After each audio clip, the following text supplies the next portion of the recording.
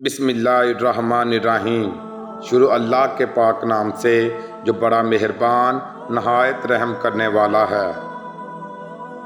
محترم ناظرین، ایک دن حضرت بابا فرید گنج شکر رحمۃ اللہ علیہ درخت کے نیچے اپنے ساتھیوں اور مریدوں سے محو گفتگو تھے کہ ایک ہندو عورت اپنے سر پر دودھ کا برتن رکھے ہوئے ادھر آ نکلی۔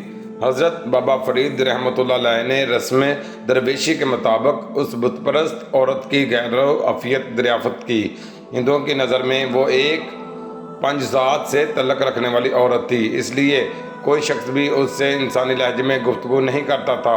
آج جب اس نے ایک دوسرے مذہب کے ماننے والے بزرگ شخص کی طرف سے برابری کا سلوک دیکھا تو اپنی حالت زار بیان کرنے لگی۔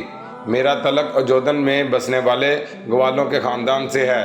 باپ دادا دودھ فروخت کر کے اپنا پیٹ پالا کرتے تھے۔ میرا شوہر مر چکا ہے اور میں برسوں سے دودھ فروخت کر کے اپنے بچوں کی پرورش کر رہی ہوں۔ پہلے زندگی پرسکون تھی، مگر کچھ دنوں سے ایک عجیب و غریب مصیبت کا شکار ہوں۔ یہ کہہ کر گوالن عورت ادھر ادھر دیکھنے لگی جیسے وہ کسی سے خوف زدہ ہو۔ حضرت بابا فرید رحمۃ اللہ علیہ نے عورت کی ذہنی کشمکش کو محسوس کرتے ہوئے فرمایا، تم بے خوف و خطر اپنے دل کی بات کہہ ڈالو۔ ہم لوگ مسلمان ہوتے ہوئے بھی تمہارے گمگسار ہیں۔ ہمارا مذہب دنیا کے ہر مظلوم کی حمایت کرتا ہے۔ حضرت بابا فرید رحمۃ اللہ علیہ کی شفقت و محبت کا مظاہرہ دیکھ کر ہندو عورت نے وہ راز کہہ ڈالا جسے بیان کرتے ہوئے اس کی زبان کانپ رہی تھی۔ کچھ دن سے ایسا ہو رہا ہے کہ یہاں کے چند جوگی اور جادوگر مجھے پریشان کر رہے ہیں۔ وہ روزانہ مطالبہ کرتے ہیں کہ سارا دودھ انہیں دے دیا جائے۔ کچھ دن تو میں نے ایسا ہی کیا، مگر جب ان سے دودھ کی قیمت طلب کی تو جوگیوں نے بڑی بے رحمی سے جواب دیا کہ وہ لوگ جو چیز خریدتے ہیں اس کی قیمت ادا نہیں کرتے۔ میں نے آئندہ دودھ دینے سے انکار کیا تو وہ لوگ بددعا دینے لگے کہ اگر ہمیں دعا نہیں دے گی تو تیرا دودھ اس قابل نہیں رہے گا کہ کوئی دوسرا خرید سکے۔ میں نے جادوگروں کی اس دھمکی کو کوئی اہمیت نہیں دی اور واپس چلی آئی۔ پھر جو دوسرے دن دودھ فروخت کرنے گاؤں گئی تو میری حیرت کی کوئی انتہا نہ رہی جب دودھ کے تمام برتن کیڑوں سے بھرے ہوئے تھے۔ میں نے اسے اتفاق سمجھا، مگر دوسرے دن بھی یہی واقعہ پیش آیا۔ مجبور ہو کر میں دوبارہ ان جوگیوں کے پاس گئی اور ان سے رو رو کر التجا کی کہ نصف دودھ وہ لے لیں اور باقی میرے بچوں کے لیے چھوڑ دیں، مگر ان ظالموں پر میری گریہ زاری کا کوئی اثر نہیں ہوا۔ پھر ایک دن ان جادوگروں کے چیلے میرے گھر آئے اور بڑے شفاقانہ انداز میں کہنے لگے کہ گرو کا حکم ہے کہ اگر تو ہمیں دودھ فراہم نہیں کرے گی تو پہلے تیرے سارے جانور مر جائیں گے، پھر ہم تیرے بچوں کو اپنے قہر و غضب کا نشانہ بنائیں گے۔ تو جن بچوں کی خاطر در بدر بھٹکتی ہے وہ کچھ دن بعد اس دنیا میں نہیں رہیں گے۔ آخر بچوں کی محبت نے مجھے مجبور کر دیا۔ میں کئی ماہ سے ان ظالموں کو دودھ فراہم کر رہی ہوں اور گاؤں والوں سے قرض لے کر اپنی زندگی کے دن پورے کر رہی ہوں۔ آخر گاؤں والے بھی کہاں تک قرض دیں گے؟ یہ کہہ کر دودھ فروش عورت اپنے دامن سے آنسو خشک کرنے لگی۔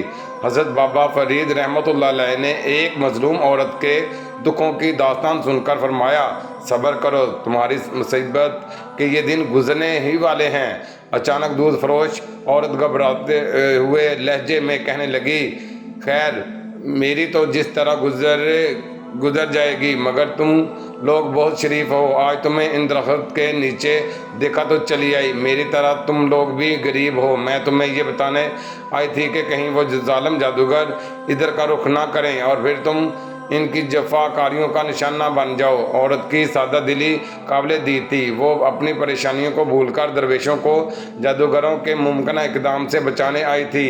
حضرت بابا فرید رحمۃ اللہ علیہ اس دودھ فروش عورت کے خلوص سے بہت زیادہ متاثر ہوئے اور فرمانے لگے، تم ایک سادہ دل عورت ہو، ہم فقیران بے نوا تمہارے اس خلوص کو ہمیشہ یاد رکھیں گے۔ ویسے تم بھی یاد رکھو گے، جب تک اللہ کی طرف سے کوئی مصیبت انسان کا مقدر نہ بن جائے اس وقت تک دنیا کی کوئی طاقت اسے ذرہ برابر بھی نقصان نہیں پہنچا سکتی۔ اگر تم جوگیوں اور جادوگروں کے بجائے اپنے دل میں خوف خدا پیدا کر لو تو تم خود بھی محفوظ رہو گی، تمہارے بچے بھی اور تمہارے جانور بھی محفوظ رہیں گے۔ تم بھگوان کی بات کر رہے ہو، دودھ فروش عورت نے حیرت زدہ لہجے میں کہا، میں تو اسے روز ہی یاد کرتی ہوں، مگر میرے دکھوں میں کوئی کمی نہیں آتی۔ تم جس بھگوان کی پوجا کرتی ہو وہ تو خود ایک بے جان مجسمہ ہے جو اپنی جگہ جنبش بھی نہیں کر سکتا۔ وہ کسی انسان کے کیا کام آئے گا؟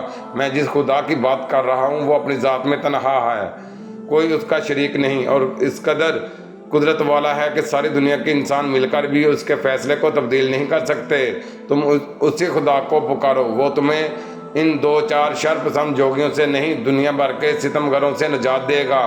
ابھی حضرت بابا فرید رحمۃ اللہ علیہ اس ہندو عورت سے یہ گفتگو کر ہی رہے تھے کہ سامنے سے عجیب حلیے کے لوگ آتے ہوئے نظر آئے۔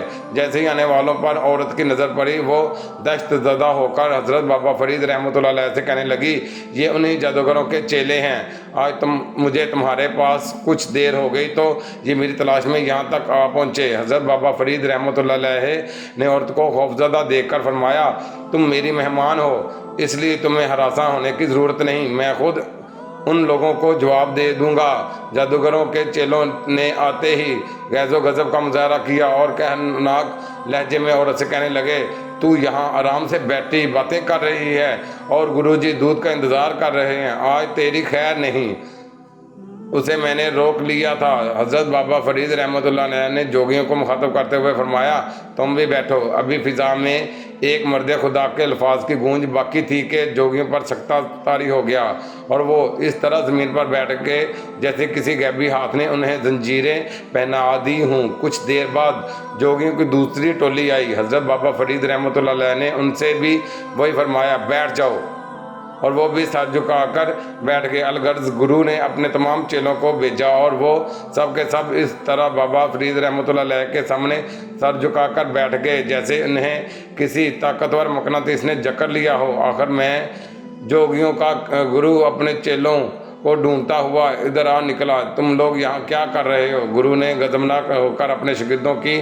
طرف دیکھا۔ انہیں میں نے قید کر لیا ہے، اب یہ کہیں نہیں جا سکتے۔ حضرت بابا فرید رحمۃ اللہ علیہ نے فرمایا، کون ہے اس دنیا میں جو میرے چیلوں کو قید کر سکے؟ گرو نے انتہائی غرور و متکبر کا مظاہرہ کرتے ہوئے کہا اور پھر بلند آواز میں اپنے منتر پڑھنے لگا، اب تیرا کوئی منتر نہیں چلے گا۔ حضرت بابا فرید رحمۃ اللہ علیہ نے فرمایا، کفر کے دن پورے ہو چکے۔ گرو پر حضابی کیفیت طاری ہو گئی، وہ چیخ چیخ کر منتر پڑھنے لگا، بدی کی تمام طاقتوں کو پکارتا رہا مگر آج کوئی اس کا مددگار نہیں تھا۔ آخر گرو نے حضرت بابا فرید رحمۃ اللہ علیہ کے قدموں پر سر رکھ دیا اور اپنے چیلوں کی رہائی کے لیے التجا کرنے لگا، تیرے شاگردوں کو صرف ایک شرط پر رہائی مل سکتی ہے کہ تو انہیں لے کر یہاں سے دور چلا جا۔ حضرت بابا فرید رحمۃ اللہ علیہ نے پرجلال لہجے میں فرمایا، اگر آئندہ تو نے مخلوق خدا کو تنگ کیا تو پھر تجھ پر خدا کی زمین تنگ ہو جائے گی۔ گرو بہت دیر تک حضرت بابا فرید رحمۃ اللہ علیہ سے معافی مانگتا رہا اور پھر اپنے چیلوں کو لے کر اجودھن کی حدود سے نکل گیا۔ گرو کے جانے کے بعد حضرت بابا فرید رحمۃ اللہ علیہ اسی جگہ پر قامت گزین ہو گئے اور پورا قصبہ آپ کی اس کرامت کے شور سے گونجنے لگا۔ نتیجتاً سینکڑوں بت پرست حلقہ اسلام میں داخل ہو گئے۔ اجودھن میں یہ آپ رحمۃ اللہ علیہ کی پہلی روحانی فتح تھی۔